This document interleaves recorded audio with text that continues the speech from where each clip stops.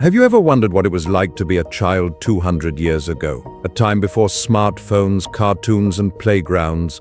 Imagine being a boy in the coal mines of England, or a girl helping your mother churn butter on a New England farm. Childhood as we know it today didn't exist. It was a world of work, discipline, and survival. But the 19th century was also a period of transformation, a time when the very idea of childhood began to take shape. We're going to journey through the lives of 19th century children across New England, England, and Europe. From family life and playtime to factories, schools, and health, this is the story of childhood in an era of change. In early 19th century New England, childhood began to be seen as a unique, important stage of life. No longer just miniature adults, children were recognized as individuals, needing guidance, education, and care. But this was a radical shift. For centuries, children were largely considered property, expected to obey, work, and grow quickly into adulthood. Progressive reformers in small towns and later cities began to advocate for education, safer homes, and laws to protect the young. Across Europe, the idea that children should learn in classrooms rather than workshops slowly gained traction. Childhood, it seemed, was finally being taken seriously.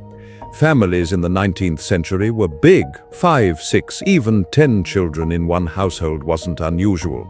Parents married in their 20s, and pregnancies came every couple of years. Children weren't just family members, they were workers, learners, and caregivers from a very young age. By age 7, boys often joined their fathers in the fields, learning the skills they would need for adulthood. Girls worked alongside their mothers, mastering cooking, sewing, and household management. Chores ranged from gathering eggs, hauling water, and weeding gardens, to plucking chickens and watching younger siblings. Children on subsistence farms learned early lessons in responsibility. By helping their families survive, they gained the skills and endurance needed for adult life, a stark contrast to the play-focused childhood we imagine today.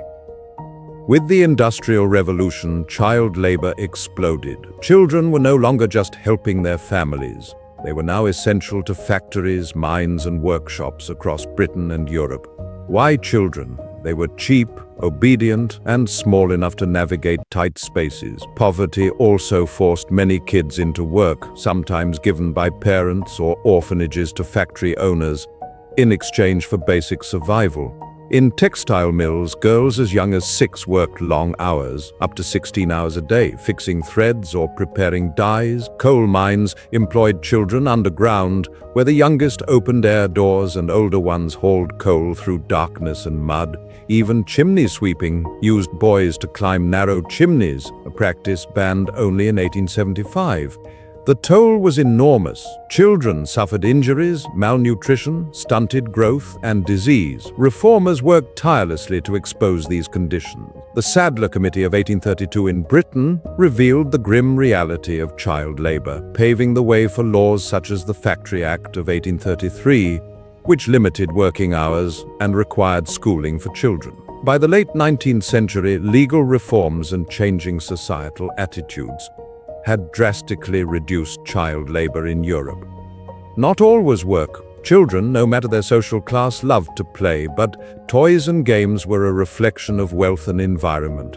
Most rural children made their own toys, rag dolls, carved animals, or wooden board games. A store-bought toy was a treasure. Middle-class boys had marbles, toy soldiers, and trains, while girls had doll houses and skipping ropes. Wealthier children enjoyed rocking horses, clockwork toys, and elaborate doll houses. Games like hoops, knucklebones, and pickup sticks kept children entertained. Sundays sometimes brought religious-themed toys, magic lantern shows, or puppet performances. Even in a world of hardship, play remained a cherished part of childhood.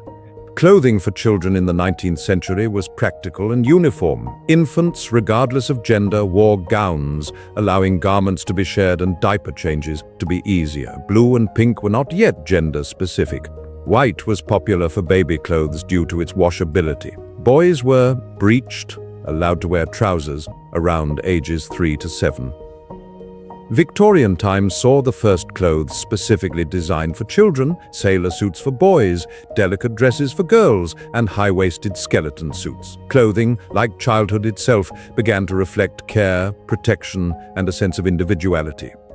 Even infants had some specialized care. High chairs, potty chairs, and early playpens kept babies safe.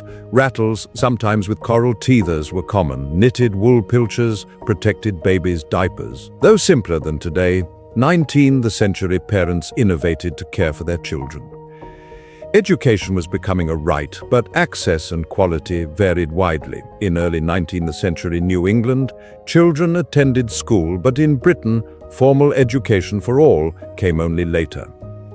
Dame schools taught basic reading, writing, and arithmetic. Compulsory education in Britain began in 1870. By 1880, children aged 5 to 10 had to attend school, with the leaving age gradually raised to 12. Upper-class children had governesses or public schools, while middle-class children went to grammar schools or private schools with accomplishments like music and sewing. Discipline was harsh. Beatings, dunce caps, and public humiliation were common. Education slowly reduced child labor and gave children skills to survive and thrive in a changing world.